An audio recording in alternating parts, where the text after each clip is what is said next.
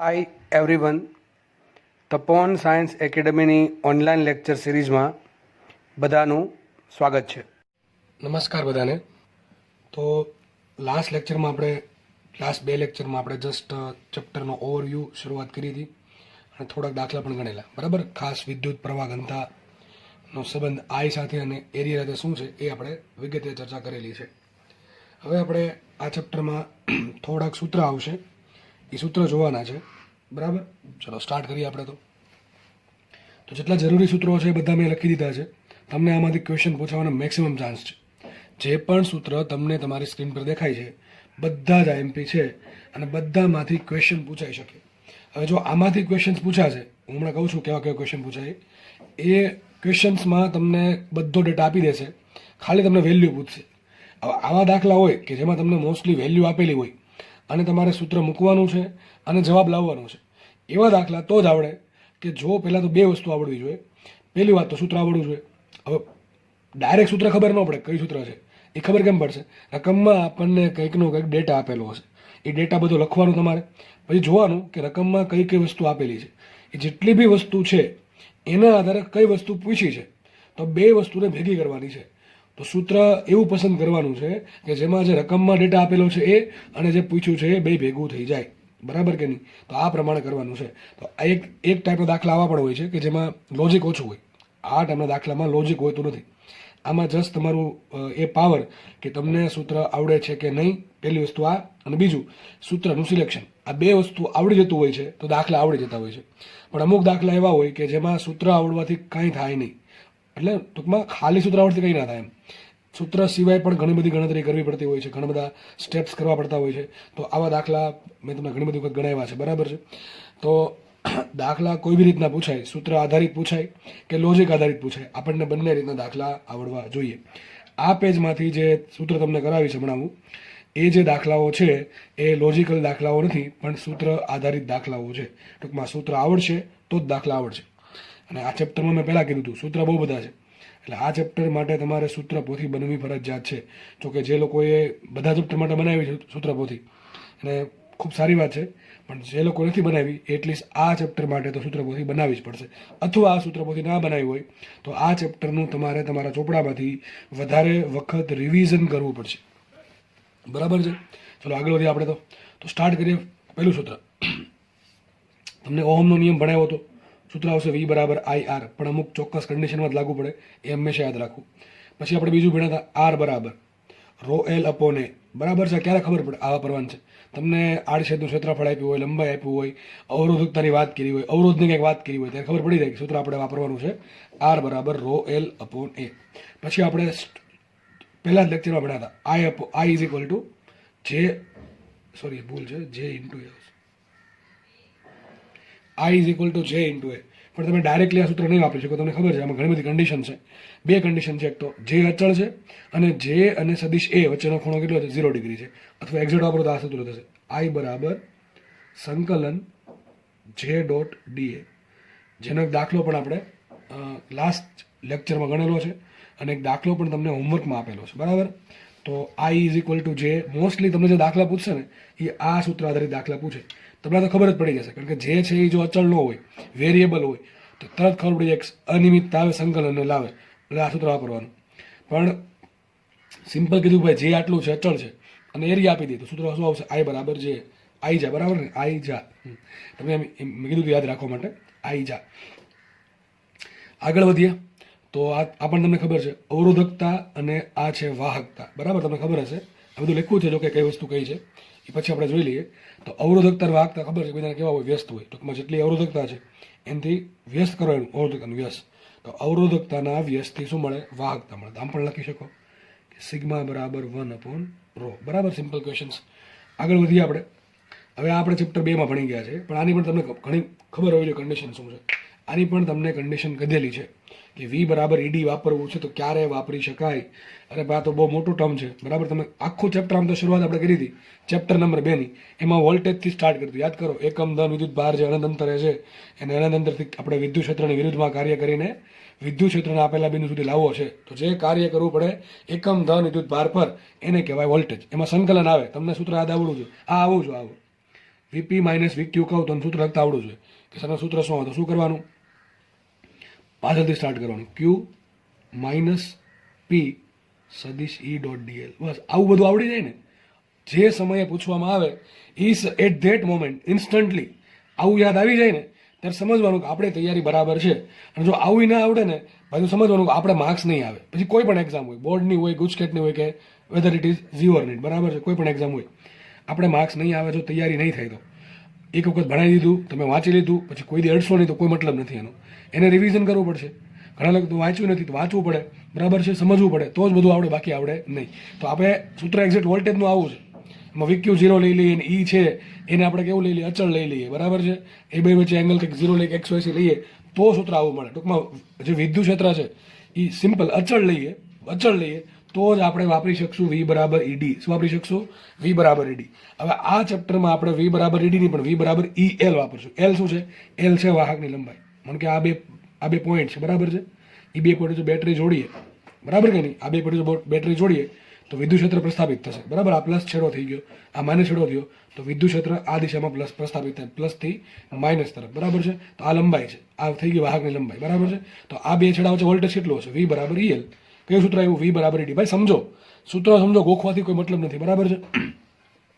તો વાહકના આ બે છેડા વચ્ચે બેટરી જોડીએ તો વોલ્ટેજ પ્રસ્થાપિત થશે આ બે છેડા વચ્ચે, બરાબર. વાહકને થોડોક તો કંઈક અવરોધ હશે, બરાબર છે. ધારો કે અવરોધ R છે. કેટલો અવરોધ છે? R છે. તો V બરાબર IR. તો સૂત્ર કયું આવશે? V બરાબર IR. અને બીજું કયું આવશે? V બરાબર ED. આ ચેપ્ટર નંબર 2 માંથી આવ્યું. આપણે માની લઈએ કે વાહકની અંદર બેટરી જોડવાથી જે પ્રવાહ પસાર થયો અથવા વાહકમાં બેટરી જોડવાથી વોલ્ટેજના કારણે જે વિદ્યુત ક્ષેત્ર ઉત્પન્ન થયું છે એ અચળ છે. હું માની લઉં છું વિદ્યુત ક્ષેત્ર અચળ છે. અચળ છે તો જ હું વાપરી શકું V બરાબર ED.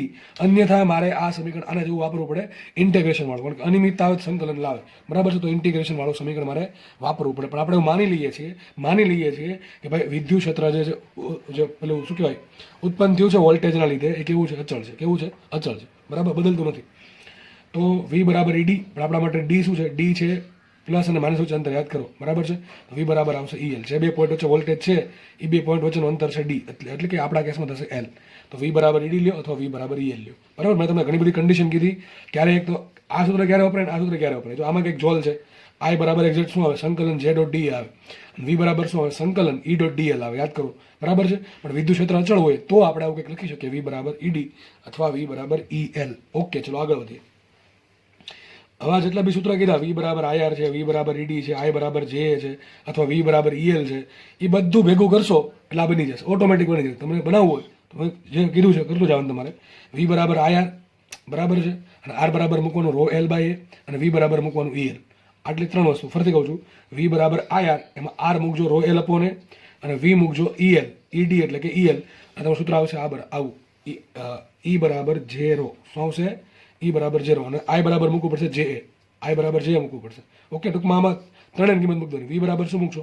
ED અથવા EL. I બરાબર શું મૂકશો? JA. અને ρ બરાબર મૂકજો ρ L બાય L. તમને સૂત્ર ઓટોમેટિક મળી જશે.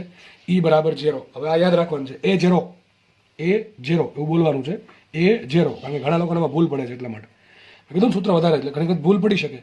તો મેં કેમ કીધું I તે પ્રમાણે A0, બરાબર છે. A0 એવું બોલશો 7-8 વખત અથવા તમારી કેપેબિલિટી અનુસાર, એ પ્રમાણે તમને યાદ રહી જશે. A0. ઓકે, ચલો તો આગળ વધીએ. E બરાબર J ઇન્ટુ ρ. આપણે સાબિત કર્યું, આના પરથી તમે બધી કિંમત મૂકશો ઓટોમેટિક આવી જશે. તો E બરાબર 0 ઘણી વખત છે ને ક્યારે વપરાય? 3 વસ્તુ છે, વિચારો 3 વસ્તુ છે. કોઈ પણ 2 વસ્તુ આપી દે, ત્રીજી વસ્તુ પૂછી લે, બસ. આમાં વધારે કંઈ કહેવાનું ન હોય અને દાખલા નહીં ગણાવો, બરાબર. સિમ્પલ વસ્તુ છે, આવા દાખલા ગણાવવા બેસવાનું હોય ને. આવા દાખલા આવે તો જાતે ગણી લેવા. 3 વસ્તુ છે, E, J અને ρ. J છે પ્રવાહ ઘનતા, વિદ્યુત પ્રવાહ ઘનતા. E છે વિદ્યુત ક્ષેત્ર અને ρ છે અવરોધકતા. 3માંથી કોઈ બે આપશે ત્રીજી વસ્તુ પૂછી શકે. હવે અવરોધકતા આવે ને સિગ્મા વાહકતા આવે છે, ક્યાંકનું ક્યાંક સૂત્ર. જ્યાં અવરોધકતા આવે ને ઓટોમેટિકલી આપણે વાહકતા લખી શકીએ. કારણ શું? ρ બરાબર શું લખાય? 1/σ લખાય. તો આ સૂત્ર શું બતાવે? અવરોધકતાનું છે. કોનું છે? અવરોધકતાનું છે. મારે લખવું છે વાહકતાનું. તો કામ કરીએ, આ ρ ક્યાં રહ્યો? સિગ્મા જવા દો. તો શું આવશે? J બરાબર E બાય ρ. 1/ρ, બરાબર. E upon ρ. 1/ρ શું કહેવાય? સિગ્મા. તો સૂત્ર આવું આવે, E બરાબર સિગ્મા E. શું આવશે? J બરાબર સિગ્મા E. આવું પણ થઈ શકે.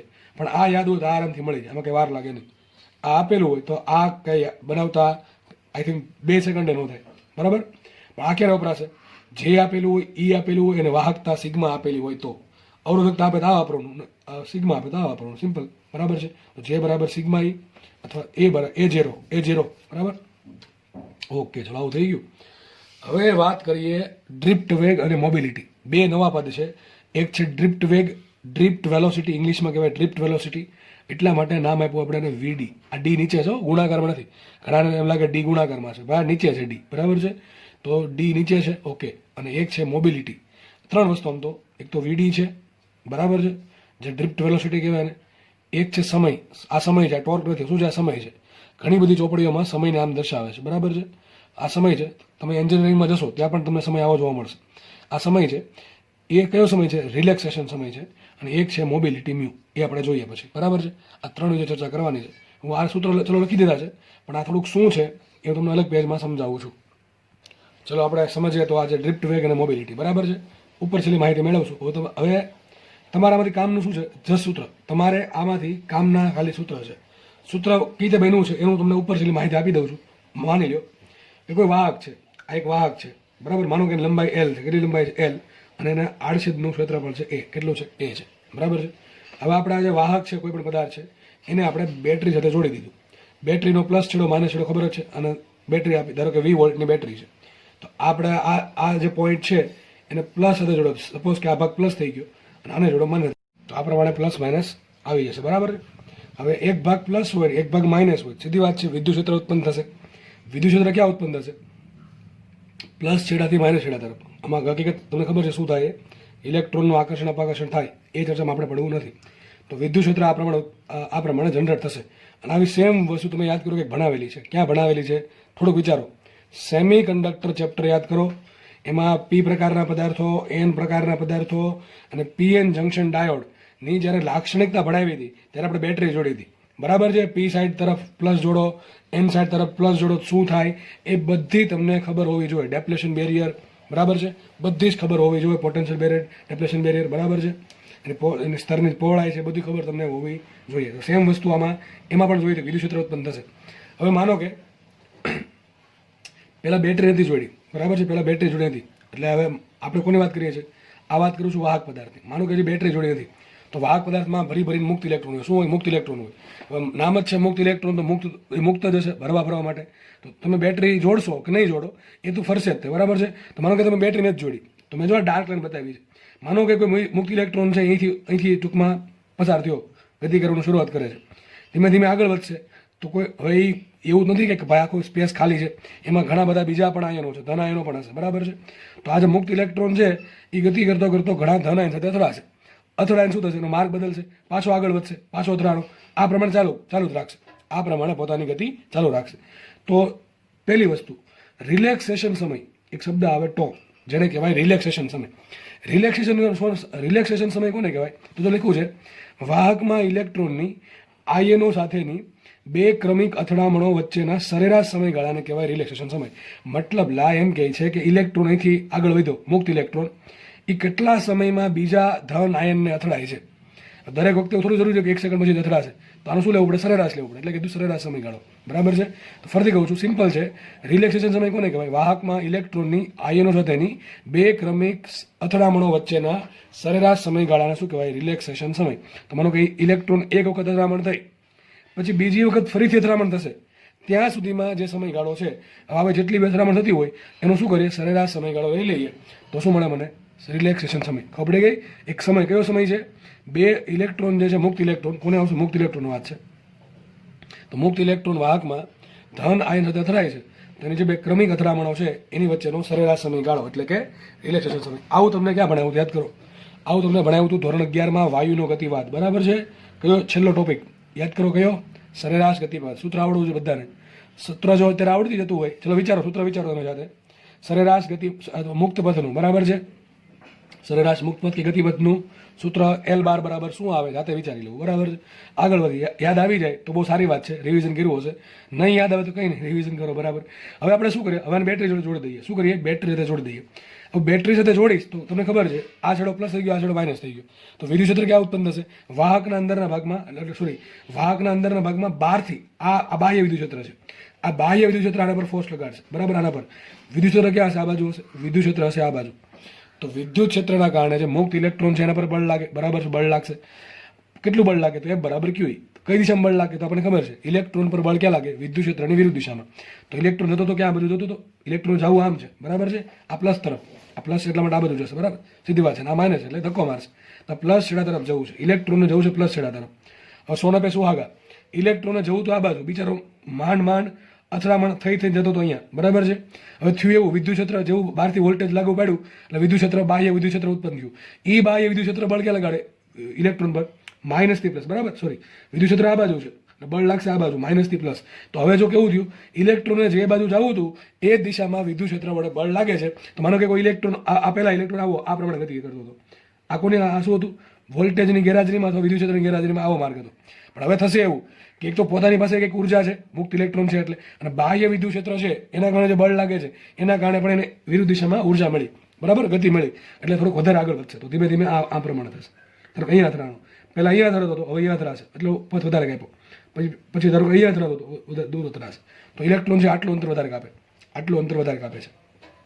તો અહીંયા કંઈક ઇલેક્ટ્રોનને વધારે વેગ મળે છે, અને એ જ વેગ એટલે ડ્રિફ્ટ વેગ, બસ, બીજું કાંઈ છે નહીં. એ જ જે વેલોસિટી મળે છે એ થઈ ગયો ડ્રિફ્ટ વેગ. સમજ પડે છે? Drift velocity. ચલો, હવે ડ્રિફ્ટ વેગનું સૂત્ર મેળવવું છે. તો ધોરણ 11માં ગતિ ભણીને બધા આવ્યા છો. સિમ્પલ સૂત્ર છે, V બરાબર V0 પ્લસ AT. ઘણા કેસ આ સૂત્ર ક્યારે વાપરી શકીએ? અચળ પ્રવેગી ગતિ હોય તો.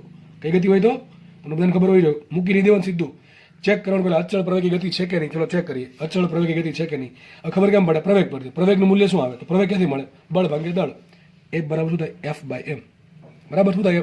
એ બરાબર F/m. પ્રવેગ બરાબર F/m. બળ કયું લાગે છે?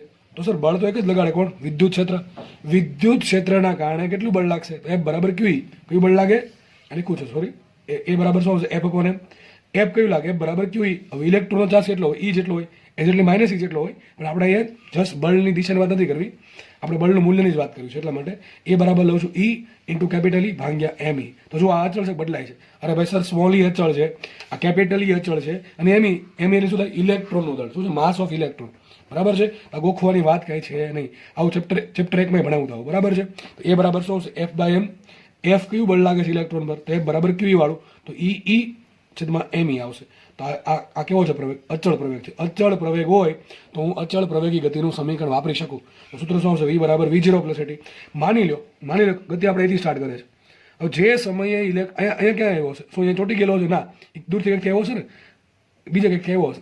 હવે જેવો સમજો, જેવો ઇલેક્ટ્રોન આયન સાથે અથડાય એટલે થોડા ક્ષણ માટે, ખૂબ સૂક્ષ્મ સમય માટે એનો વેગ થઈ જાય 0. સીધી વાત છે ને ભાઈ. કારણ શું? ગતિપથ બદલે છે. જો ગતિપથ બદલે છે. હવે જ્યારે કોઈ પણ વસ્તુનો ગતિપથ બદલતો હોય ત્યારે થોડાક સમય માટે, અતિ સૂક્ષ્મ સમય માટે એનો વેગ 0 થઈ જાય, બરાબર છે. તમે ગાડી લઈને જાઓ, યુટર્ન મારવો છે, બરાબર છે, તો સીધું યુટર્ન લાગે, એમ સીધો ડાયરેક્ટલી તમારી સ્પીડ ઘટશે થોડીક તો, બરાબર. થોડીક તો સ્પીડમાં વેરિએશન આવશે જ, બરાબર છે. તો સૂક્ષ્મ સમય માટે માની લઈએ કે જ્યારે અથડામણ થાય છે ત્યારે ઇલેક્ટ્રોનનો વેગ 0 થઈ જાય. તો આપણે V0 શું મૂકશું? 0 મૂકશું. તો V0 મૂકી દઉં 0. સૂત્ર શું બની ગયું? V બરાબર AT. તો VD, આ V થઈ ગયું VD. આ V શું છે? ડ્રિફ્ટ વેલોસિટી છે. આ V0 છે, અથડામણ થયો ત્યારે સૂક્ષ્મ સમય માટે ઇલેક્ટ્રોન સ્થિર થશે એટલે V0 બરાબર મૂકીએ 0. સૂત્ર આવશે V બરાબર AT. અને V શું છે? ડ્રિફ્ટ વેગ છે. તો V બરાબર મૂકી દઈએ VD. સૂત્ર શું આવી ગયું? VD બરાબર AT. બસ તમારે આ યાદ રાખવાનું છે. તમારે આટલું યાદ રાખવાનું છે કે ભાઈ ડ્રિફ્ટ વેગ બરાબર પ્રવેગ ગુણ્યા સમય. આ તો યાદ રહેશે કે નહીં રહે? આમને યાદ રહી જાય. પ્રવેગ બરાબર શું થાય? વેગ ભાગ્યા સમય. જો કે આપણે સાબિત કર્યું છે, પણ તમારે યાદ આવું રાખવાનું છે. ડ્રિફ્ટ વેગ બરાબર શું થાય? પ્રવેગ ગુણ્યા સમય. ચલો, પ્રવેગ ગુણ્યા સમય. હવે પ્રવેગ કેટલો મળી ગયો? આપણે ખબર છે E/ME. કેટલો મળશે? E/ME. ચલો, મળી ગયો. તો પ્રવેગ મળી ગયો E/ME ઇન્ટુ સમય. સર સમય કયો લેવાનો? તો એક અથડામણ થઈ અને બીજી અથડામણ થાય ત્યાં સુધીનો સમય, કારણ કે પાછો સ્થિર થઈ જશે. તો એ દરમિયાન જે વેગ હોય ને એને કહેવાય VD. સમજ પડે કે નહીં? અથડામણ થઈ પછી પાછો વિદ્યુત ક્ષેત્રના કારણે વેગ મળશે, આગળ વધ્યો અને બીજી અથડામણ થશે ત્યાં સુધીમાંનો જે વેગ છે, સરેરાશ વેગ. કેવો વેગ? સરેરાશ વેગ. એને કહેવાય VD. શું કહેવાય? એને કહેવાશે ડ્રિફ્ટ વેલોસિટી, VD. ઓકે. અને આ જે સમય હશે કેટલો હશે? એક થી બીજી અથડામણ વચ્ચેનો, એને જ સર કહેવાય રિલેક્સેશન સમય. તો સૂત્ર શું બની જશે? VD બરાબર A બરાબર મૂકો E/ME અને T બરાબર મૂકી શકો ટાઉ. શું મૂકી શકો? ટાઉ. તો એ જ લખવું છે અહીંયા. તો તમારે યાદ કેવું રાખવાનું છે? એક તો યાદ રાખવાનું છે VD બરાબર AT, બરાબર. એક યાદ રાખવાનું છે VD બરાબર AT. અને બીજું કયું યાદ રાખવાનું છે? A બરાબર શું મૂકશો? E/ME. શું મૂકશો? E/ME ઇન્ટુ T બરાબર શું મૂકશો? ટાઉ. શું મૂકશો? ટાઉ. બરાબર કે નહીં? ફરીથી બોલું છું, VD બરાબર મૂકો E/ME અને T બરાબર મૂકવાનું છે ટાઉ. તો આ સૂત્ર આવી ગયું ડ્રિફ્ટ વેગનું. કયા સંદર્ભમાં? વિદ્યુત ક્ષેત્રના સંદર્ભમાં અને રિલેક્સેશન સમય ટોના સંદર્ભમાં. બરાબર કે નહીં? સમજ પડે છે? વીડી બરાબર ઈ અપોન એમ ઇન્ટુ ટો. અરે આ યાદ રહી જાય, તો ઓટોમેટિક યાદ રહી જાય. બરાબર છે? પ્રવેગ શું હોય? બળ ભાગ્યા દળ. બસ બળ કેટલું? ક્યુ ભાગ્યા એમ ઇન્ટુ ટો. ઓકે, ચલો આ વસ્તુ પૂરી. હવે બીજા સૂત્ર. આ તો ચલો તમને ડ્રિફ્ટ વેગનું કીધું મેં, અને બીજું આમાં જોડે જોડે કહી દઉં છું. બીજી વાત કરીએ મોબિલિટીની. મોબિલિટી શું થાય ખબર છે? કે ગતિશીલતા. મોબિલિટીનું સાદી ભાષામાં ગુજરાતી થાય ગતિશીલતા. કે ભાઈ ઇલેક્ટ્રોન છે કેટલો ગતિશીલ છે એ ક્યાંથી ખબર પડે? મોબિલિટી પરથી. જેટલી મોબિલિટી વધારે એટલી ગતિશીલતા વધારે. ગતિશીલતા એટલે કે આ ગતિ કરવા માટેની જે ક્ષમતા છે વધારે. બરાબર છે? તો મોબિલિટીમાં સીધું તમારે યાદ રાખવાનું છે, મોબિલિટીને દર્શાવાય મ્યુ વડે. મ્યુ બરાબર આવશે વીડી અપોની. બસ સિમ્પલ, પતી ગયું. મ્યુ બરાબર આવશે વીડી અપોની. તો મોબિલિટી મ્યુ બરાબર આવશે વીડી અપોની. તો જુઓ તો અહીંયા વીડી છે, અહીંયા ઈ છે. એક કામ કરું, જો ઈને છેદમાં લાવું અહીંયા, વીડી બરાબર ઈ અપોન એમ ઇન્ટુ ટો છે. જો આ ઈને છેદમાં લાવવામાં આવે તો શું થઈ જશે? વીડી અપોન ઈ બરાબર ઈ ટો બાય એમ. શું થશે? E tau by M. એને જ શું કહેવાય? મોબિલિટી. લખી દઉં છું અહીંયા.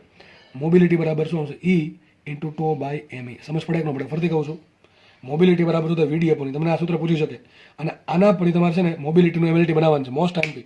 Most IMP MLT by mobility. ઘણા નહીં આવડે. મોબિલિટીનું એમએલટી શું બને? વીડી અપોની. બરાબર છે? હવે તમને જાતે આવડી જશે, અથવા એમ ન આવડે એટલે અહીંથી બની જાય. જો મ્યુ બરાબર ઈ ટો અપોન એમ. ઈ શું છે? વિદ્યુત ભાર. એને એકમ શું? કુલમ. ટી શું છે? સોરી, ટો શું છે? સમય છે, રિલેક્સેશન સમય. એને એકમ થાય સેકન્ડ, અને એમ થાય કિલોગ્રામ. હવે તમારા આ જે કુલમ છે એ કુલમને શું કહેવાય? ક્યુ બરાબર આઈટી. તો શું લખાય? Ampere into second. તો બનશે ampere second square by kilogram. અથવા તમે આનો યુઝ કરજો, સેમ આન્સર આવશે. બરાબર છે? આ વસ્તુ યાદ રાખવી. તો ઘણા સૂત્રો તમને આપ્યા મેં. બરાબર? હવે આપણે આગળ વધીએ બીજા સૂત્ર તરફ. તો આપણે ફરી પાછા જે હતા ત્યાં આવી જઈએ. ચલો, સૂત્ર જો આ લખ્યું છે મેં. આ સૂત્ર લખવા માટે મેં તમને આગળ હમણાં જે 10 મિનિટની કહાની કરી. બરાબર? આ સૂત્ર લખવા માટે ચલો શું ભણ્યા આપણે? ડ્રિફ્ટ વેગ વીડી બરાબર શું ભણ્યા? ડ્રિફ્ટ વેગ વીડી બરાબર પ્રવેગ ગુણ્યા સમય. પ્રવેગ ગુણ્યા સમય. પ્રવેગ કેટલો? ઈ અપોન એમ ઇન્ટુ સમય કેટલો? રિલેક્સેશન સમય ટો. થઈ ગયો આટલું. અને બીજું ભણ્યા આપણે મોબિલિટી. મોબિલિટી બરાબર શું થાય? મ્યુ બરાબર વીડી અપોની. શું થાય? વીડી અપોની. એટલે વીડી અપોની લેશો આમાં, ઈ છેદમાં લે શું થાય? ઈ ટો અપોન એમ. ઈ ટો અપોન એમ. ઈ છે ઇલેક્ટ્રોનનો ચાર્જ, ટો છે રિલેક્સેશન સમય, અને એમ છે ઇલેક્ટ્રોનનું દળ. બરાબર? બીજું સૂત્ર, બહુ મહત્વનું સૂત્ર, બહુ જ આઈએમપી સૂત્ર. સૂત્ર તમારા સામે છે, જે બરાબર એની વીડી. હવે તમારામાં યાદ કેમ રાખવાનું ખબર છે? જો કે તમને કીધેલું છે, આ બધા સૂત્રમાંથી મોટા ભાગના સૂત્ર તમને કીધેલા છે. ક્યાં કીધેલા છે તમને યાદ આવવું જોઈએ. સેમી કંડક્ટર ચેપ્ટરનો ચોપડો ખોલજો, એમાં મોટા ભાગના સૂત્ર જોવા મળશે તમને બેઠા. બરાબર છે? એમાં તમને યાદ રાખ્યું હતું જે બરાબર 90. શું રાખ્યું હતું? જે બરાબર 90. ભાઈ બહુ ઇઝી છે અને આરામથી યાદ રહી જાય. જે બરાબર 90. જે બરાબર 90. જે બરાબર 90. ચલો, તો જે ઇઝ ઇક્વલ ટુ 90D. તો એમાં ઘણા શું કરે ખબર? આમ યાદ રાખે. જે બરાબર 90D. ડી ઉપર લખી નાખે. હવે રકમ આપી હોય એટલે એન આપી દીધું હોય, ઈ આપી દીધું હોય, વી આપી હોય. સાલા વિચાર કરે કે ડી ક્યાંથી આવતું હશે? અરે ટોપા, એ ડી ને વી ભેગા છે, આ ડી નીચે છે. બરાબર? એટલે 3 જ પદ છે, 4 પદ નથી. એન ગુણ્યા ઈ ગુણ્યા વીડી. બરાબર? ડી નીચે છે. બરાબર? એ જસ્ટ બતાવે છે કે ડ્રિફ્ટ વેલોસિટી છે. બરાબર કે નહીં? તો યાદ રાખવાનું છે જે બરાબર 90D, પણ એમાં ડી ગુણાકાર નથી, ડી નીચે છે. અને ટૂંકમાં ખાલી 3 જ પદ છે. એક તો એન શું છે? એન છે મુક્ત ઇલેક્ટ્રોનની સંખ્યા ઘનતા. ટૂંકમાં 1 મીટર ક્યુબમાં કેટલા મુક્ત ઇલેક્ટ્રોન છે? કોઈ વાહક પદાર્થ છે, એનો 1 મીટર ક્યુબનું કદ છે, એમાં કેટલા મુક્ત ઇલેક્ટ્રોન છે એની સંખ્યાને કહેવાય એન. તો એન છે ઇલેક્ટ્રોનની મુક્ત ઇલેક્ટ્રોનની સંખ્યા ઘનતા, ઇન્ટુ ઈ છે ઇલેક્ટ્રોનનો ચાર્જ, અને વીડી છે મુક્ત. હું જ્યાં પણ ઇલેક્ટ્રોન બોલું, આ ચેપ્ટરમાં હું જ્યાં પણ ઇલેક્ટ્રોન બોલું, હું ચોખ્ખો પાડું કે ના પાડું, તમારે હંમેશા મુક્ત ઇલેક્ટ્રોન સમજવું. અને પહેલા કીધું હતું આ ચેપ્ટરમાં આપણે ચર્ચા કોની કરશું? વાહક પદાર્થની. બરાબર? તો વીડી શું છે? Drift velocity. તો જે બરાબર 90. યાદ રહી જશે, આરામથી યાદ રહી જાય. સૂત્ર એ બરાબર 0, એ 0. બરાબર? સોરી, આઈ બરાબર જે, ફરીથી બોલું છું, આઈ ઇઝ ઇક્વલ ટુ જા, આઈ જા. બરાબર છે? પછી ઈ 0, એ બરાબર 0, ઈ બરાબર 0. બરાબર? ઈ બરાબર 0. એના પરથી જે બરાબર સિગ્મા ઈ. પછી નવું આવ્યું જે બરાબર 90D. તો આ પ્રમાણે છે ને આ ચેપ્ટરનું સૂત્ર મોસ્ટલી પ્રોનાઉન્સિએશન પરથી યાદ રાખવાનું છે. આઈ જા, વી બરાબર ઈડી, એટલે કે પછી તો ચલો યાદ જ છે, એ 0, ઈ બરાબર 0. બરાબર છે? જે બરાબર 90. પછી આપણે હમણાં ડ્રિફ્ટ વેલોસિટીનું મેળવ્યું સૂત્ર. હા, બરાબર. આગળ વધીએ આપણે. નેક્સ્ટ સૂત્ર. હવે નવું સૂત્ર. આ સૂત્ર આઈએમપી કઈ રીતે મેળવવાનું? ચલો કહી દો તમને, ધ્યાનથી સમજો, બાકી ઉપરથી થઈ જશે. તમારી પાસે સૂત્ર છે જે બરાબર 90. તમારી પાસે સૂત્ર છે જે બરાબર 90. ચલો એક કામ કરો, એન એમને રહેવા દો, ઈ એમને રહેવા દો, અને આ જે વીડી છે ને વીડી, એ વીડી બરાબર આટલો મૂકી દો. ઈ સિગ્મા ટો અપોન એમી. ઈ સિગ્મા ટો અપોન એ મૂકી દેજો. પછી બીજું શું કરો, આ જે છે ને જે બરાબર મૂકી દો સિગ્મા ઈ. શું મૂકી દો સિગ્મા ઈ. આટલું આવડશે કે નહીં આવડે? સિમ્પલ કહું છું, જે બરાબર 90 એમાં વીડી બરાબર શું મૂકવાનું? ઈ સિગ્મા ટો અપોન એમી. એક તો આ મૂકવાનું અને જે બરાબર શું મૂકવાનું? સિગ્મા ઈ. આ બેન ભેગા કરો તો ચલો સામસામેથી ઈ ઉડી જશે, સૂત્ર આવું આવી જશે. સિમ્પલ ડાયરેક્ટલી સૂત્ર આવું આવી જશે. સિગ્મા બરાબર n e square tau by m e. શું આવશે? N e square tau upon m e. બરાબર. તો સિગ્મા બરાબર આવી ગયું એન ઈ સ્ક્વેર ટો એમી. યાદ રાખવું, ગમે એમ યાદ રાખવું, લખીને યાદ રાખવું. બરાબર છે. બાકી બધાને મેં તમે કીધું કેમ યાદ રાખવાના, એ ઝેરો આઈ જા. બરાબર છે. જે બરાબર 90 પણ એક તો આ યાદ રાખવું પડશે ને આ તો મેં તમને કીધું 80 પરથી યાદ રાખવાનું. ઓકે, યાદ રહી જશે. હવે આ તમને જો ડાયરેક્ટ યાદ ન રહેતું હોય તો મેં તમને કીધું જે બરાબર 90, વીડી બરાબર ઈ ટો બાય એમી અને ઈ બરાબર સિગ્મા ઈ. ત્રણનો યુઝ કરીને આ બન્યું. આનું આખું ઉલટું કરી નાખું શું મને મળે? અવરોધકતા મળે. તો આ પણ ઘણી વખત પૂછાય છે. આ પણ ઘણી વખત પૂછાય છે. સૂત્ર ખબર કેમ પડે તમને? આ આપ્યું જો, આ રિલેક્સેશન સમય ને એક સંખ્યા ઘનતા. જ્યારે પણ રિલેક્સેશન સમય અને સંખ્યા ઘનતાની વાત કરે અને સામે વાહકતા અથવા અવરોધકતા કોઈ પણની વાત કરીએ, સૂત્ર આપણે આ જ વાપરવું પડશે, બીજું કોઈ વાપરશું નહીં. બરાબર છે. સિગ્મા બરાબર એન સ્ક્વેર ટો બાય એમી. એનું આખું ઉલટું કરી નાખું શું મળે? રો મળે. રો બરાબર આવશે એમી અપોન એન સ્ક્વેર ટો. શું આવશે? એન ઈ સ્ક્વેર ટો. બરાબર કે નહીં? હવે મેં તમને કીધું હતું, યાદ કરો, મેં તમને એવું કીધું હતું કે ધાત્વિક પદાર્થો, ધાત્વિક પદાર્થો, બરાબર, ધાતુ પદાર્થો, એમાં જેમ તાપમાન વધે ને એમ અવરોધકતા વધે. આવું તમે કીધું હતું. કારણ શું? જો એનું કારણ આ છે, આ રિલેક્સેશન સમય. રિલેક્સેશન સમય શું હતો કે એક ઇલેક્ટ્રોન છે એ આ પ્રમાણે ગતિ કરે તો જે બે દરેક ધનાયન છે ને અહીંયા ધનાયન છે તો બે અથડામણ થાય એની વચ્ચે જે સમય લાગે ને રિલેક્સેશન સમય કહેવાય. વિચારો તમે ધાતુનું તાપમાન વધારો છો તો ઇલેક્ટ્રોન પાસે ગતિ ઉર્જા વધશે ઘટશે? વધશે. યાદ કરો ગતિ ઉર્જા શું હોય? 3/2 kBT. યાદ કરો ચેપ્ટર 8 અને સોરી ધોરણ 11 ચેપ્ટર 8 વાયુનો ગતિવાદ.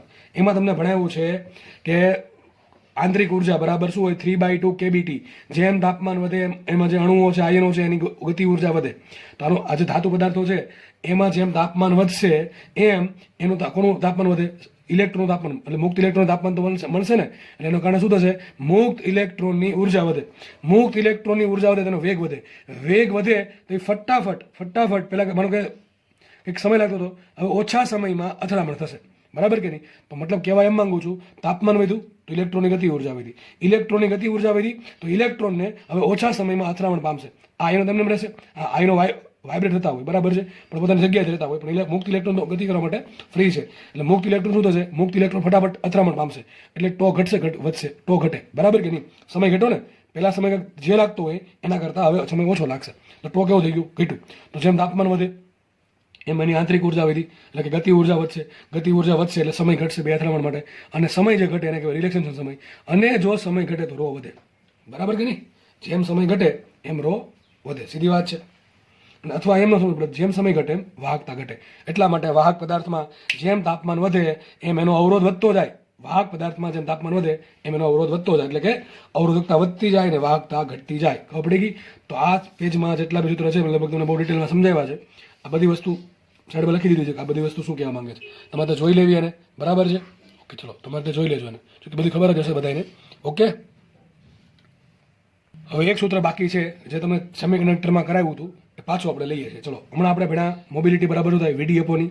અને બીજું ભણ્યા જે બરાબર 90. શું ભણ્યા હતા? વીડી મ્યુ બરાબર વીડી અપોની. અને બીજું ભણ્યા હમણાં જે બરાબર 90 એની વીડી. હવે આપણને પણ ખબર છે જે બરાબર શું હોય? સિગ્મા ઈ. તો મેં એક કામ કર્યું, જે બરાબર મૂકી દીધું સિગ્મા ઈ, તો હવે સિગ્મા ઈ બરાબર એની વીડી. બરાબર છે? જો તું જો અહીંયા ઈ આવી ગયો, અહીંયા વીડી આવી ગયો, તો બેન ભેગા કરી દો શું મળે? મને મળે મોબિલિટી. બરાબર, મારે ગમે એમ કરીને મારે આ ભેગું કરવું હતું વીડી અપોની. તો વીડી ક્યાં આવે? જે બરાબર 90માં. ઈ ક્યાં આવે? જે બરાબર સિગ્મા ઈ. બેન ભેગું કરી દીધું તો સિગ્મા ઈ બરાબર એની વીડી થઈ ગયું. હવે ઈ ક્યાં જતો? છેદમાં જતો. એની ક્યાં જતો? નીચે જવા દો. તો શું આવશે? સિગ્મા અપોન એની. સિગ્મા અપોન એની બરાબર શું આવશે? વીડી અપોની. પણ વીડી અપોની શું કે મ્યુ કહેવાય? તો મ્યુ સૂત્ર મળી ગયું બીજું.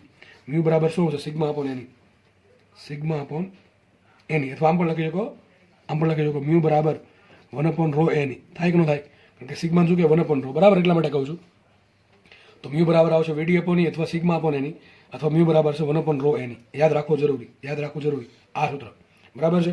એ યાદ રહી જશે. સિગ્મા કરતા બનાવો. સિગ્મા બરાબર શું આવશે? એની મ્યુ. શું આવશે? સિગ્મા એની મી પરથી એની મ્યુ. બરાબર છે? સિગ્મા બરાબર n e mu. N e mu. N છે શું છે? સંખ્યા ઘનતા. શું છે? સંખ્યા ઘનતા. કોની? મુક્ત ઇલેક્ટ્રોનની. અને મ્યુ શું છે? મોબિલિટી. સીધી વાત છે. જો જેટલો મુક્ત ઇલેક્ટ્રોન ગતિશીલ હશે એટલી એની વાહકતા વધારે હોય. સીધી વાત છે. જેટલો મુક્ત ઇલેક્ટ્રોન છે એ હરીફરી શકે કોઈ પણ વાહક પદાર્થમાં એમ એની વાહકતા વધારે, બરાબર. તો સિગ્મા સૂત્ર શું આવશે? સિગ્મા બરાબર એન ઈ મ્યુ. આપણે યાદ રાખવું મોસ્ટ આઈએમપી સમીકરણ, મોસ્ટ આઈએમપી, બરાબર. દાખલા સીધા પૂછશે. ઓકે, ચલો સર, હવે વાત કરીએ આપણે ચેપ્ટર 14ની પાછી, સેમિકન્ડક્ટરની. હવે આપણે સૂત્ર મળી ગયું સિગ્મા બરાબર એન ઈ મી, એટલે કે એન ઈ મ્યુ. ચલો, એન ઈ મી પરથી એન ઈ મ્યુ યાદ રહી જશે. પણ પછી એન ઈ મી નહીં લખતા, પછી ઘણા આમ લખી નાખે એન ઈ મી, ટોપે એમ નહીં, એન ઈ મ્યુ, બરાબર છે. સિગ્મા બરાબર એન ઈ મ્યુ. હવે તમને ખબર છે જે વાહક પદાર્થો છે, વિદ્યુતના વાહક પદાર્થો, મોસ્ટલી ધાતુ પદાર્થો હોય, એ ધાતુ પદાર્થમાં વાહકતા માટે જવાબદાર કોણ? મુક્ત ઇલેક્ટ્રોન. કોણ જવાબદાર છે? મુક્ત ઇલેક્ટ્રોન. તો ધાતુ પદાર્થમાં મુક્ત ઇલેક્ટ્રોનના કારણે વાહકતા કેટલી આવે? તો સિગ્મા બરાબર એન ઈ મ્યુ. એમાં એનની જગ્યાએ હું લખી નાખું એન ઈ એમને બરાબર મ્યુની જગ્યાએ લખી નાખું મ્યુ. આ એની શું બતાવે? ધાતુ પદાર્થમાં મુક્ત ઇલેક્ટ્રોનની સંખ્યા કરતા. અને મ્યુ શું બતાવે? ધાતુ પદાર્થમાં એટલે કે વાહક પદાર્થમાં સોરી મુક્ત ઇલેક્ટ્રોનની મોબિલિટી. ટૂંકમાં આ લખો કા લખો કંઈ ફરક પડે નહીં. પણ આપણે અલગ અલગ ક્યાં લખવું પડે? સેમિકન્ડક્ટરમાં. આપણે લખી ગયા છીએ આવું, આપણે ભણી ગયા છીએ આવું કે સેમિકન્ડક્ટરમાં બે વસ્તુના કારણે, બે કણના કારણે વાહકતા મળે. કોના કારણે? એક તો હોલ્સના કારણે મળે અને મુક્ત ઇલેક્ટ્રોનના કારણે મળે. તો સેમિકન્ડક્ટરની જે વાહકતા છે કેટલી આવશે? તો ઇલેક્ટ્રોનના કારણે, મુક્ત ઇલેક્ટ્રોનના કારણે પ્લસ પાછી હોલ્સના કારણે. ચલો, ઇલેક્ટ્રોનના કારણે કેટલી મળશે? N e mu. Simple n e મ્યુમાં એન કોના માટે મૂકો? ઇલેક્ટ્રોન માટે મૂકો. મ્યુ કોના માટે મૂકો? ઇલેક્ટ્રોન માટે મૂકો. પછી કોના માટે મૂકો? હોલ માટે મૂકો. તો શું આવશે? એન ઈ મ્યુમાં n e mu e plus hole માટે શું આવશે? N h e mu h. આ બધું કરાવેલું છે, બરાબર છે. આ બધું કરાવેલું છે. તો સેમિકન્ડક્ટરમાં વાહકતા આ સૂત્ર પરથી મળશે, જ્યારે ખાલી વાહકમાં આ પ્રમાણે મળે. ઘણા કશે આના કરતાં મોટું લાગે છે. અરે ટોપા, આજે એનઈની કિંમત અને એનએચની કિંમત હોય ને એ બહુ ઓછી હોય એમાં. એટલે ભલે આમ લાગે સરવાળો થાય છે, આના કરતાં મોટું નથી. સેમિકન્ડક્ટર કરતાં વાહક પદાર્થમાં વધારે વાહકતા હોય, બરાબર. કારણ કે મુક્ત ઇલેક્ટ્રોનની સંખ્યા બહુ વધારે હોય, બહુ જ વધારે હોય. જેની સરખામણીમાં સેમિકન્ડક્ટરમાં આ જે મુક્ત ઇલેક્ટ્રોન છે, એક તો આ મુક્ત ઇલેક્ટ્રોન બહુ ઓછા હોય અને હોલ બહુ ઓછા હશે. અને બીજી વાત, જે હોલની મોબિલિટી છે ને બહુ ઓછી હોય આની સરખામણીમાં. કોના કરતાં? મુક્ત ઇલેક્ટ્રોન કરતાં. વિચારો, હોલ ગતિ કરે વધારે, હોલ વધારે ગતિ કરીએ કે મુક્ત ઇલેક્ટ્રોન વધારે ગતિ કરીએ? કે મુક્ત ઇલેક્ટ્રોન વધારે ગતિ કરવાની પોસિબિલિટી વધારે હોય, એટલે મુક્ત ઇલેક્ટ્રોનની મોબિલિટી વધારે હોય. એટલે આપણને જોઈને એમ લાગે કે સેમિકન્ડક્ટરમાં પ્લસ થયું, આ પદ અહીંયા છે ને આ પદ અહીંયા છે, પણ આ બેમાં અલગ અલગ છે. આ કોના માટે છે? આ મુક્ત ઇલેક્ટ્રોનની સંખ્યા ગંદા કોનામાં? વાહકમાં છે. અને આ મુક્ત ઇલેક્ટ્રોનની સંખ્યા ગંદા સેમિકન્ડક્ટરમાં છે. પણ સેમિકન્ડક્ટરમાં સંખ્યા ઘનતાની કિંમત મુક્ત ઇલેક્ટ્રોનની સંખ્યા સેમિકન્ડક્ટરમાં જે એની છે એટલે કે મુક્ત ઇલેક્ટ્રોનની સંખ્યા એ વાહક કરતાં ઘણા માત્રામાં ઓછી હોય. એટલે સૌથી વધારે વાહક કોણ આવશે? આ ભાઈ આવશે, વાહક પદાર્થો, બરાબર. એટલે કીધું વાહક. વાહક એટલે વિદ્યુતના વાહક, બરાબર. ઓકે, ચલો ક્વેશ્ચન સોલ્વ કરીએ. હવે જે આગળના જે તમે સૂત્ર ભણાવ્યા છે એના આધારિત દાખલા લગભગ હું નહીં ગણાવું, કારણ કે દાખલા બધા ઇઝી છે ભાઈ. મેં તમને પહેલાં કીધું હતું, બરાબર છે, કે એમાં શું આવશે? જે સૂત્ર આપ્યા છે બધી કિંમત આપી દે, ભાઈ ચલો આ વસ્તુ આટલી લેવી, આ વસ્તુ આટલી લેવી, જે બરાબર આટલા લો, ઈ બરાબર આટલા લ્યો, આ વસ્તુ શોધો. હવે તમને તો જ આવડે જો તમને સૂત્ર આવડે તો, બરાબર છે. સૂત્ર વ્યવસ્થિત તૈયાર કરો એટલે દાખલા આવડી જશે. ઓકે, સૂત્ર સિલેક્શન મહત્વનું છે. એને એ પણ કેમ કરવાનું? તમને હવે આવડવું જોઈએ. જેટલી વસ્તુ આપી છે એ અને જે વસ્તુ શોધવાની છે, બંને વચ્ચે સૂત્ર કયું ભેગું થાય બસ એ જ વાપરવાનું. ઓકે, દાખલા ગણીએ આપણે. શું કહીએ? જો એક તારની લંબાઈ ખેંચીને ફેરફાર કરતા, એટલે ટૂંકમાં એમ કહે છે એક તારની લંબાઈમાં 0.01% ફેરફાર કરતા અવરોધમાં કેટલો ફેરફાર થાય? ફરીથી વાંચું છું, તમારે રકમ આમ વાંચવાની છે. એક તારની લંબાઈ ખેંચતા તેની લંબાઈમાં 0.1% ફેરફાર થાય તો અવરોધમાં પ્રતિશત ફેરફાર શોધો. ચલો, શું કરવું પડે? વિચારવાનું. શું કરવું પડે? તો મને બે જ વસ્તુ આપી, અવરોધ ને લંબાઈ. હવે હું આખી કહાની પાછી નથી કરતો, ચલો કરી દઉં છું. એક તો સૂત્ર આપણે ભણ્યા આર બરાબર રો એલ અપોન એ, બીજું ભણ્યા rho L square by V, અને ત્રીજું ભણ્યા rho V by A square, બરાબર છે. કોની વાત કરીએ? અવરોધની ને બીજી કોની વાત કરી છે? લંબાઈની. હવે આમાં કંઈ બીજું કીધું નથી, પણ આપણે શું માનવાનું? મેં તમે કીધું હતું કદ કેવું લેવાનું? અચળ લેવાનું. કદ અચળ લઈએ તો વી અચળ થઈ ગયું. સૂત્ર શું આવશે? R proportional to L square. સૂત્ર શું આવશે? R proportional to L square. તમારે શોધવાનું શું છે? પ્રતિશત ફેરફાર. તો આપણે કરવાનું શું? R1 R2 વાળું. તો લખાય આમ R2 ભાગ્યા R1 બરાબર L2 ભાગ્યા L1 આખાનો વર્ગ, બરાબર કે નહીં? આના પરથી R proportional to L square હોય તો R2 ભાગ્યા R1 બરાબર શું લખાય? L2 ભાગ્યા L1 આખાનો વર્ગ. હવે તમને ખબર છે જ્યારે પ્રતિશતની વાત આવે તમારે શું કરવાનું? તો પ્રારંભિક હોય 100% આપી દેવાનું હંમેશા. પ્રતિશતની વાત આવે ત્યારે જે પ્રારંભિક હોય એને શું કરી દેવાનું? 100% આપી દેવાનું. તો R1 બરાબર શું લેવાનું? 100%. આપણે R2 શોધવાના છે. ચલો, L1 શું લેશું? L1 પણ 100%. L2 શું આવશે? L2 તો શું કીધું? જો લંબાઈમાં 0.1% ફેરફાર થાય છે. અહીં કીધું ખેંચીને. સીધી વાત છે, તમે કોઈ તારને ખેંચો તો લંબાઈ વધે ઘટે? ઓબ્વિયસ વાત છે, વધશે, બરાબર છે. તો લંબાઈ પહેલાં હતી કેટલી? 100% હતી. એમાં ખેંચું તો એટલો વધારો થયો. કેટલો વધારો થયો? 0.1%નો. તો હતી કેટલી લંબાઈ? 100% હતી. એમાં કેટલું નાખવાનું હોય? 0.1%. સમજ પડે કે ન? હું એમ કહું 100% લંબાઈ છે, 100 લંબાઈ છે, એમાં ખેંચવાથી 0.1 વધી ગઈ તો થાય કેટલી 100.1 તો કેટલી આવશે 100.1% થશે. કેટલી થશે 100.1%. સમજો ખાલી કે શરૂઆતમાં લંબાઈ જે પણ રાશિ શરૂઆતમાં 100% આપી દેવાની. તો લંબાઈ શરૂઆતમાં 100%, અવરોધ શરૂઆતમાં 100%. હવે લંબાઈ ખેંચી અને કેટલી વધી ગઈ 0.1% વધી ગઈ તો થશે કેટલી 100 તો હતી પ્લસ નાખો પોઈન્ટ તો શું આવશે 100.1. તો કામ કરીએ બે કિંમત આ બધી કિંમત ત્રણેય કિંમત મૂકી દે એટલે વાત થઈ પૂરી. તો R2 ભાગ્યા R1 બરાબર શું આવશે L2 શું આવશે 100.1 ના છેદમાં L1 શું આવશે 100. એનો શું કરો વર્ક કરો તો શું આવશે વિચારો અહીંયા 100.1 બાય 100 શું થાય 1.001 નો વર્ગ. હવે આનો વર્ક તમારે જાતે કરવાનો છે બરાબર. આનો વર્ક તમારે જાતે કરવાનો છે. તમે વર્ક કરશો ને તમને કંઈક આવો આંકડો મળશે 1.002. પછી પાછળ આંકડા જરૂર નથી આપણે એટલું બધું બરાબર. આવું મળશે. મળ્યું શું મને R2 ભાગ્યા R1 બરાબર આવશે 1.002. એક કામ કરે R2 કરતા બનાવો. R2 બરાબર શું આવશે 1.002 ઇન્ટુ R1. પણ મને આમ નથી માંગ્યું, મને માંગ્યું પ્રતિશતમાં બરાબર છે. તો R1 બરાબર શું મૂકી દે 100% મૂકી દે. શું મૂકી દે છે ને 100%. તો વિચારો અહીંયા શું આવશે માટે R2 બરાબર 1.002 ઇન્ટુ 100% મૂકશું તો શું થઈ જશે વિચારો. ગુણો ચલો આને તો શું આવશે 100 ગુણ્યા આટલું એટલે શું થાય 100.2%. કેટલું થઈ ગયું 100.2%. તો જો R1 કેટલું હતું R1 હતું 100%. મતલબ શું થયું જો R1 100% હતું. હવે મેં તારને ખેંચો એટલે તારની લંબાઈ વધી 0.1%. તો લંબાઈ થઈ જશે 100.1%. તો જે અવરોધ છે એ કેટલો થઈ જશે 100.2%. વધ્યો કેટલો હતો કેટલો 100%. થઈ ગયો કેટલો થઈ ગયો 100.2%. તો કેટલો વધ્યો પ્રતિશત ફેરફાર શેમાં અવરોધમાં આરમાં કેટલો આવશે બેન બાદ બાકી શું આવે 0.2%. શું આવે 0.2%. તો દાખલો તમારો સોલ્વ થઈ ગયો. દાખલો તમારો અહીંયા સોલ્વ થઈ ગયો બરાબર કે નહીં. હવે આ જ દાખલો એક શોર્ટકટથી સોલ્વ થાય. ચલો હું કહી દઉં છું શોર્ટકટ કઈ છે બધાને આવડે છે. તમે ધોરણ 11માં પેલો શબ્દ ત્રુટિ ભણ્યા છો. હું તમને એમ કહું કે ભાઈ x બરાબર a² b³ છે અપોન c છે. આનું તમારે ત્રુટિનું સૂત્ર લખવાનું છે તો બધાને આવડતું હશે. ડેલ્ટા x બાય x બરાબર 2 times delta a by a plus 3 times delta b by b plus c ની 1 ઘાતો 1 ગુણ્યા ડેલ્ટા c બાય c. બધાને આવડતું હશે બરાબર. આ ન આવડતું હોય ભાઈ તો પછી રહેવા દેજો. જીનિટ નહીં થાય કાંઈ નહીં થાય આપણાથી બરાબર. એ પાકું છે. આ પણ ન આવડતું હોય ને તો હવે કામ કરું બધી બાજુ શું કરું 100% આપણે ગુણ દો તો તમને ખબર છે આનું શું થાય x ના પ્રતિશત બરાબર શું થાય 2 ગુણ્યા a ના પ્રતિશત પ્લસ 3 ગુણ્યા b ના પ્રતિશત પ્લસ 1 ગુણ્યા c ના પ્રતિશત. આ બધું શોર્ટમાં બતાવું છું બરાબર છે. તો એવું જ કંઈક સર મને અહીંયા મળ્યું જો r પ્રપોર્શનલ ટુ શું છે r પ્રપોર્શનલ ટુ છે L². શું છે r પ્રપોર્શનલ ટુ L². તમને કહો આનું સૂત્ર લખતા તમને આવડે ચલો આવડે છે. શું આવશે સૂત્ર ડેલ્ટા r બાય r બરાબર શું થાય 2 times delta l by l. શું થાય ડેલ્ટા l બાય l. એક કામ કરીએ બે બાજુ શું કરીએ 100% આપણે ગુણ્યા શું થાય r માં પ્રતિશત ત્રુટિ બરાબર 2 ગુણ્યા l માં પ્રતિશત ત્રુટિ. આ ત્રુટિ છે ને તમારે શું લેવાનું ખબર છે વધારો ઘટાડો.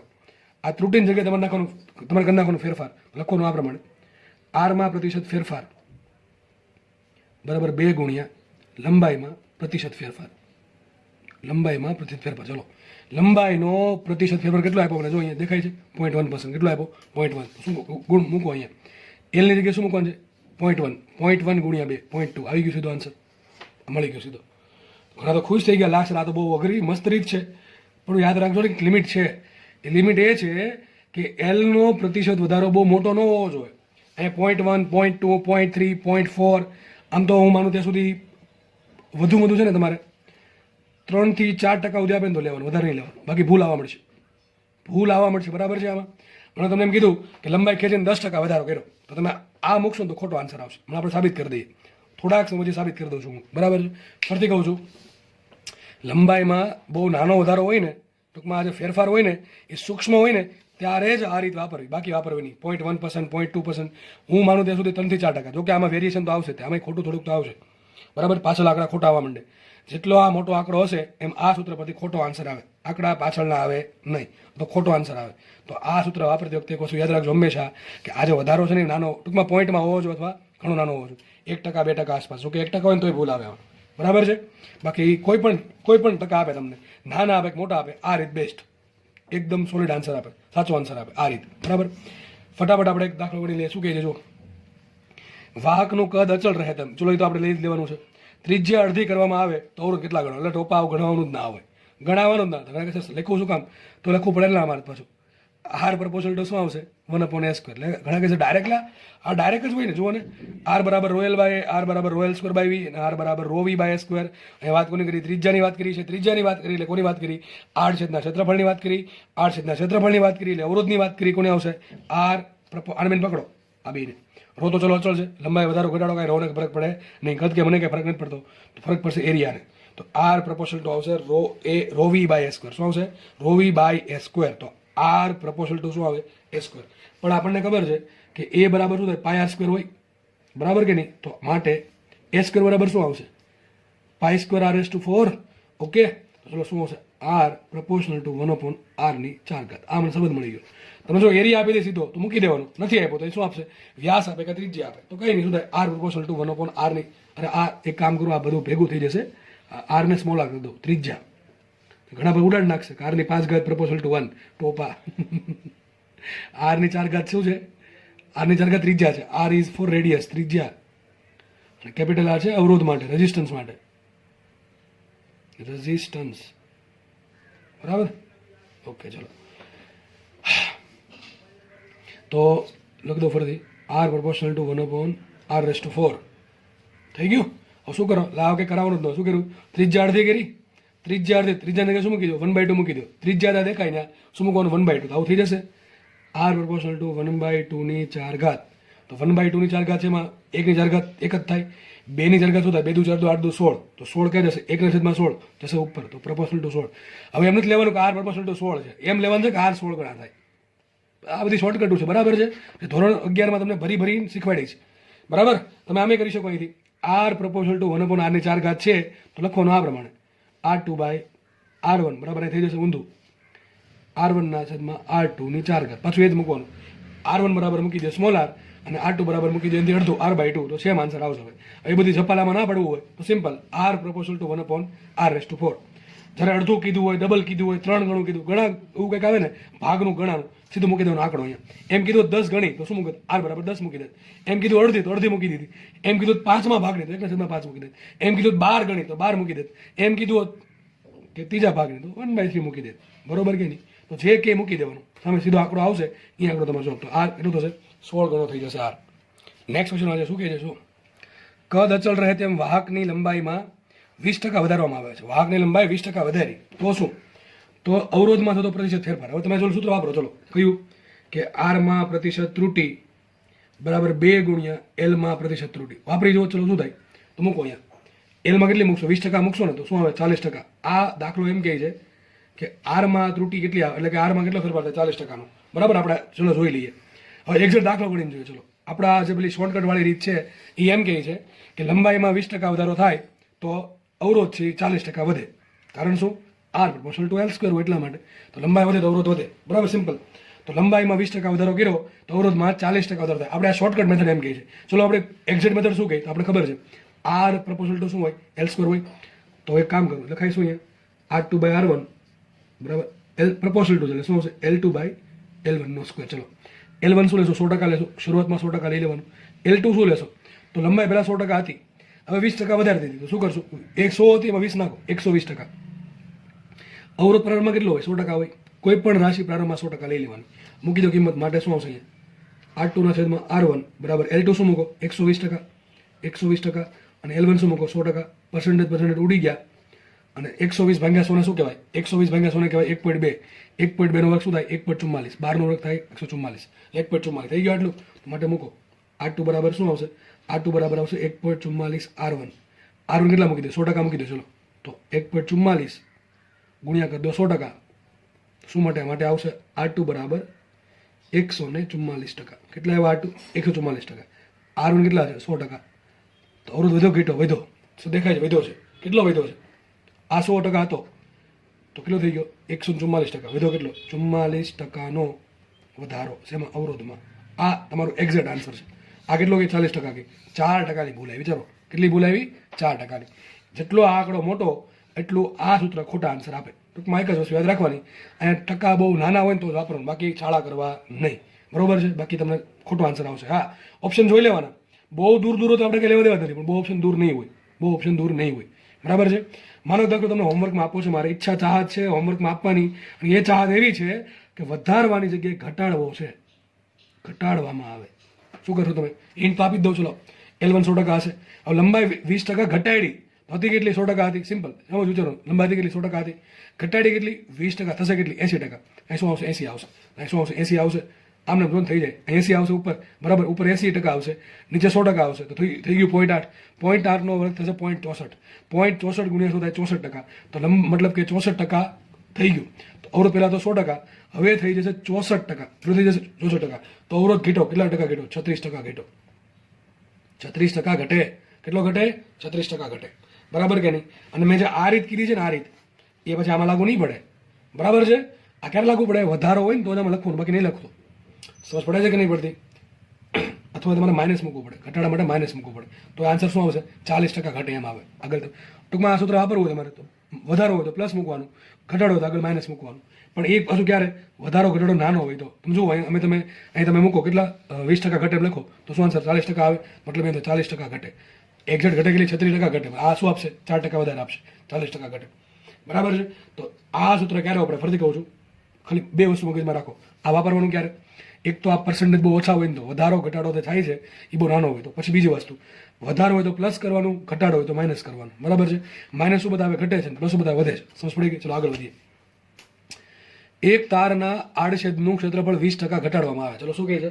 એક તારના આડછેદનું ક્ષેત્રફળ 20% ઘટાડવામાં આવે તો તારના અવરોધમાં પ્રતિશત ફેરફાર શોધો. બધાને આવડવું જોઈએ. ચલો, સૂત્ર શું આવશે? R proportional to 1/s². સીધું મૂકી જ દઉં છું. સૂત્ર શું આવશે? R proportional to 1/s². બરાબર. હવે આપણે લખી શકીએ, શું લખી શકીએ? R2/R1 બરાબર શું આવે? એનું ઊંધું A1/A2 નો વર્ગ ને. બરાબર ને? R2/R1 બરાબર A1/A2 નો વર્ગ. A1 શું લેવાના? 100%. A2 આપણે કેટલા લેશું? તો 20% ઘટ્યું. ક્ષેત્રફળ 20% ઘટ્યું તો થશે કેટલું? 80% ને. પછી R1 મૂકી દઈએ 100%. તો R2 મળે કે નહીં મળે? ચલો મૂકી દઈએ આપણે. તો R2/R1. ચલો A1 શું આવશે? A1 મૂકો 100%. 100% ભાગ્યા 80%. હવે આગળ આવશે કે નહીં આવડે? તો શું થશે? આ 100 ભાગ્યા 80 એટલે 5/4 ને. શું થશે? બરાબર કે નહીં? 100 ભાગ્યા 80 એટલે 20 પંચા અને 20 ચોક એટલે 5/4. તો 5/4 નો વર્ગ એટલે શું થશે? 25 ભાગ્યા 16. 5/4 ને કહેવાય 1.25. 1.25 નો વર્ગ. આ તમારી સાથે કરી લેવાનું. 1.25 નો વર્ગ કેટલો આવે? અને જે આન્સર આવે એટલે R2 બરાબર શું આવશે? કંઈક સમથિંગ આવશે ઇન્ટુ આગળ R1. અને R1 બરાબર શું મૂકશો તમે? 100% મૂકો. સોરી, R1 બરાબર શું મૂકશો? 100% મૂકશો એટલે R2 બરાબર કંઈક મળશે. સીધી વાત છે. જો અવરોધ ઘટે, સોરી ક્ષેત્રફળ ઘટે છે, ક્ષેત્રફળ જેટલું ઘટે એટલે અવરોધ વધે. તો એક વાત તો બાકી કે આન્સર 100%થી વધારે જ આન્સર આવે. કેવો આન્સર આવશે? વધશે. ક્ષેત્રફળ વધશે, સોરી ક્ષેત્રફળ નહીં, અવરોધ વધશે. જેટલા ટકા આવે એ તમારે જાતે વિચાર લેવાના છે. બરાબર? તો દાખલો અહીંયા રાખીએ અને લેક્ચર પણ આજે અહીંયા રાખીએ. આપણે આગળ આનાથી દાખલા, આપણે નવા દાખલા નેક્સ્ટ લેક્ચરમાં ગણીશું.